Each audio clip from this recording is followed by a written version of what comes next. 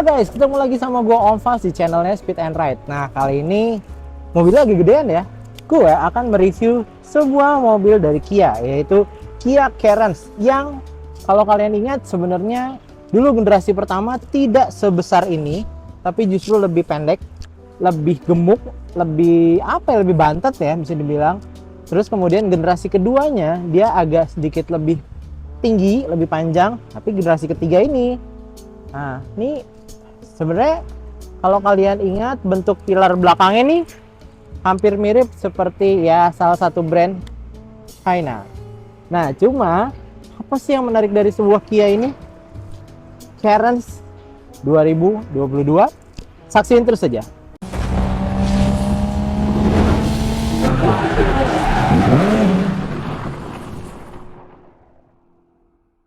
Nah, gue kali ini tidak akan terlalu banyak ngebahas masalah eksteriornya karena ini panas banget pas syuting.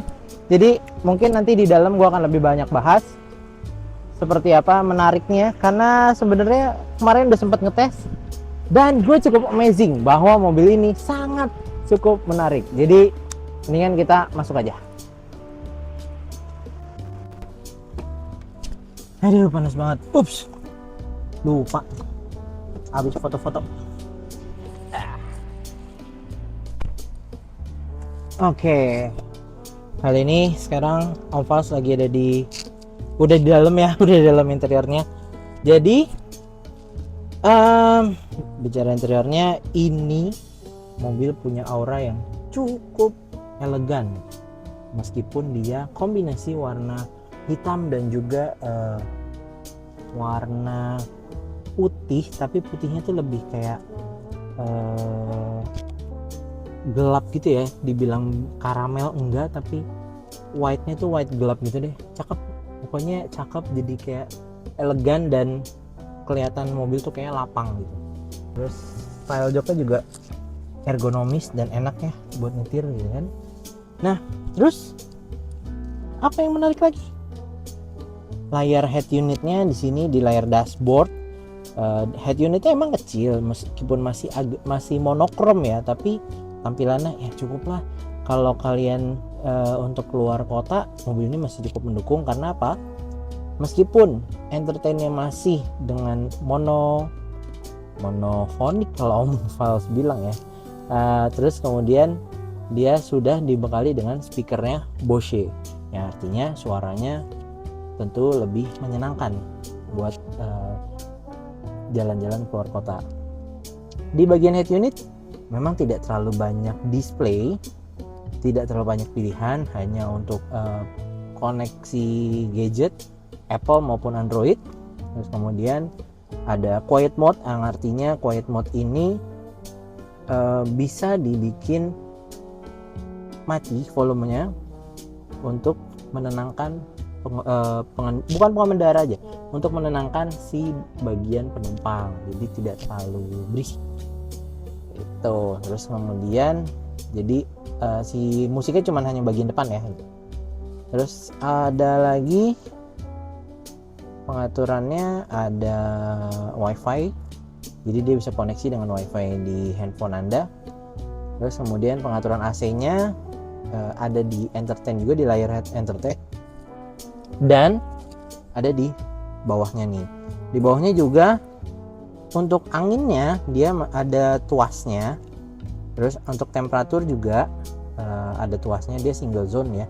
Dan di belakang sini ada pengaturan, di baris kedua ada pengaturan anginnya aja gitu. Terus sisanya di bawahnya ada tombol soft touch, itu dibilang sentuh doang gitu kan. Ini ada untuk pengaturan AC aja. Kemudian ke bawah lagi di bagian dashboard menuju konsol tengahnya ada tempat untuk charging handphone, wireless charging. Terus ini menariknya, tapi ada pendingin kursi, pendingin bangku untuk jok depan. Settingannya memang cuman hanya dingin aja ya, karena Indonesia ya mungkin, jadi tidak ada settingan panasnya. Settingan dingin ada 3, kiri sendiri, yang kanan juga sendiri. Terus kemudian ada tombol secure parking, yang artinya lebih safety kalau ada tanda di depan nempel atau enggak, ataupun mungkin saat mundur atau mungkin saat berbelok.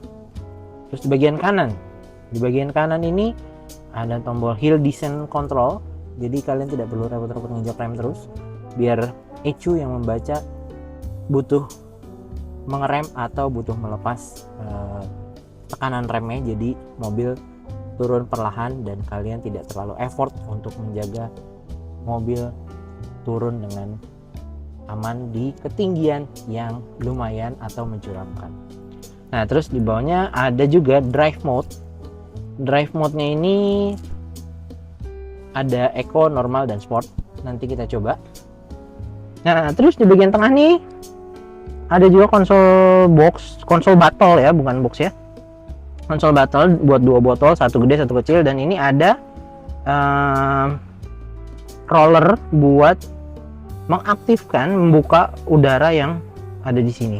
Yang artinya kalian bisa naruh botol di sini, jadi minuman kalian tetap dingin karena udara AC bisa lewat lubang ini.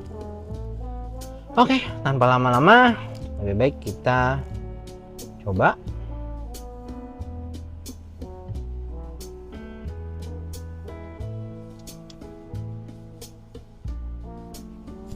Oke, sebelum itu Om Fas juga kasih tahu di bagian baris kedua itu ada tray meja baik kanan dan kiri, dan juga ada gorden di kanan dan kiri. Itu lebih privacy untuk penumpang belakang ya, jadi lebih enak, apalagi kalau misalnya kalian bawa anak kecil, jadi bisa menaruh makanan sambil menyetir, orang tuanya di belakang, anaknya mungkin sedang makan tanpa harus belepotan. Nah, cuma yang Om Fas pinjam ini adalah yang 7-seater. Jadinya di bagian tengah itu dia ada namanya adalah untuk armrest dan juga tempat naruh botol. Kalau yang baru launching sebenarnya adalah yang 6-seater. Jadi di tengah kayak model captain seat ya, dibelah untuk ke belakang. Gitu. Nah, terus yang pastinya di belakang lebih privacy ya. Di depan ya kalian bisa enjoy dengan menyetir dengan tenang, dan di sini juga ada sunroof kecil, jadi yang bisa melihat ini sebenarnya ini lebih buat si penumpang depan ya, karena belakang terlalu jauh karena ada buat AC nih, ada lubang AC. Nah, kita coba jalan.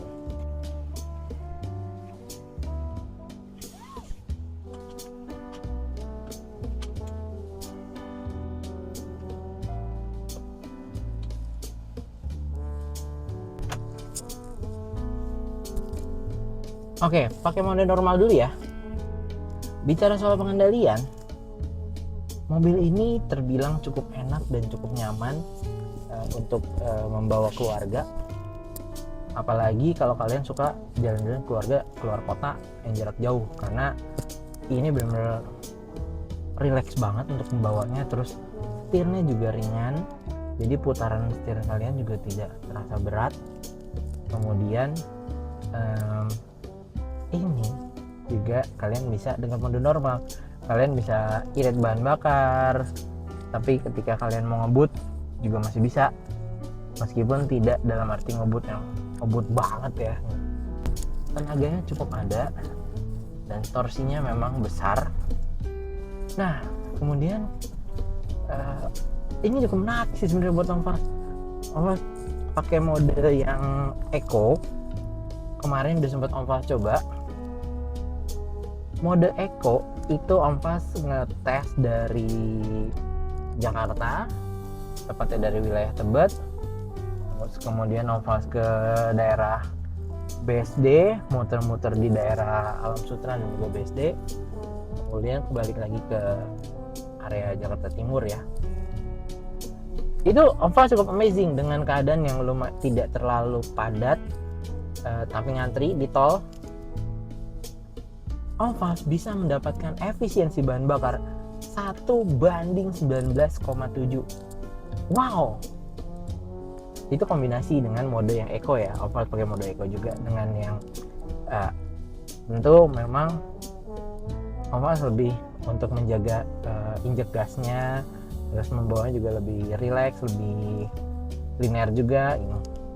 Ini cukup menarik buat Onfast karena mobil sebesar ini, ya Onfast berpikirnya meskipun dia 1500 cc dengan bensin, terus tenaganya sekitar 143 HP dan torsinya 230 Nm, meskipun transmisi CVT, Onfast perkirakan itu awalnya adalah sekitar 1:10 atau 1:11-12 lah.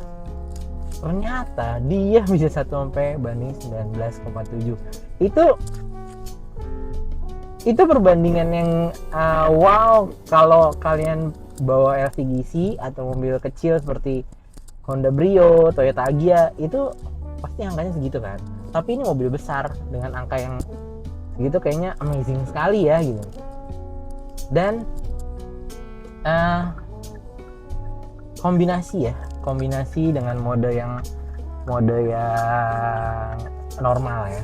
Nah, terus kemudian pada saat malam Onfast coba dengan mode yang sport. Pada saat mode sport, kalian lihat dulu deh juga ini.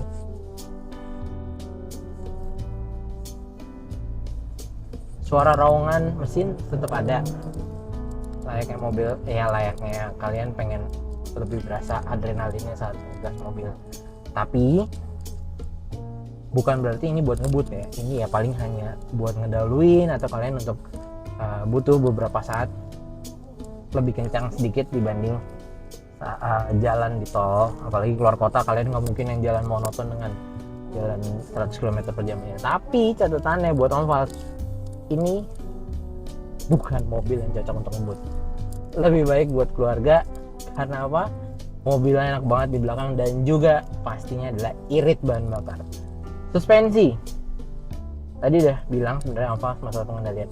Tapi suspensinya ini juga catatan lagi buat Onfast, ini memang empuk banget padahal udah ganti mode sport ya gitu. Ya meskipun di setir agak sedikit lebih berat, tapi worth it. Karena apa? Kalian bisa lebih fokus saat berkendara. Jadi kalian tidak lupa bahwa mobil ini meskipun nikmat pada saat mode sport, jadinya lebih fokus ya gitu. Menarik lah gitu. Nah, selain itu di sini kita balikin lagi ke mode yang normal biar bawanya juga jadi lebih rileks, karena kalau mode sport adrenalinnya biasanya berasa pengen ngebut. Nah, di sini juga ada tombol auto start stop yang bisa dimatikan dan dinyalakan. Jadi kalau misalnya kalian macet tidak perlu repot, mobil tetap nyala, efisiensi bahan bakar juga bisa lebih bertambah dengan adanya auto start stop. Nah, terus di bawahnya juga ada tombol traction control yang artinya kestabilan mobil bisa lebih sedikit liar, bukan berarti buat bermain olahraga yang di luar batas ya untuk mobil ini, karena ini mobil keluarga. Nah, tapi sayang banget, entah kenapa kalau buat Onfast sayang ya, mobil ini tuh kalau nggak salah itu sekitar 400 jutaan, tapi rem tangannya masih tuas. Sayang aja gitu, yang mestinya harusnya kan paling nggak udah yang electric parking brake, meskipun belum ada auto hold, auto brake hold ya. Mobil dengan harga 400 jutaan dan asal Korea ini, Onfast yakin bisa bersaing dengan mobil Jepang yang udah legend namanya dengan harga 500 jutaan. Pilihan baru sih buat kalian sebenarnya, tapi ini menarik. Emang Onfast juga dulu pernah punya mobil Cairns, itu memang enak, empuk. Cuma saat itu brandnya belum punya nama yang oke seperti sekarang. Image-nya kurang lah gitu. Sama seperti brand Korea lainnya, image-nya memang tidak terlalu baik. Tapi memang bicara kenyamanan, mobilnya nyaman banget. Bahan ternyata yang saat ini jauh lebih nyaman dan juga irit bahan bakar. Oke, ya Oval sempat nanya dengan pihak Kia sebenarnya seberapa irit. Mereka mengklaim adalah sekitar 1:18 gitu. Makanya ketika Oval coba, wow amazing sekali ini 119,7, meskipun ada beberapa teman-teman media yang udah nyoba informasinya sampai 1:20, 1:21 gitu. Itu emang agak cukup menarik sih buat mobil sebesar ini. Oke, Oval rasa cukup review tentang Kia Carens 1.5 bensin dan 7 seater. Cukup menarik bukan?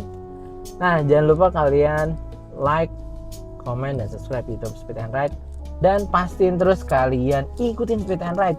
Oh iya, jangan lupa lagi, kalian kasih saran deh, mobil apa sih yang pengen kami review atau paling pengen kalian tahu gitu. Kita akan coba wujudin. Dan see ya.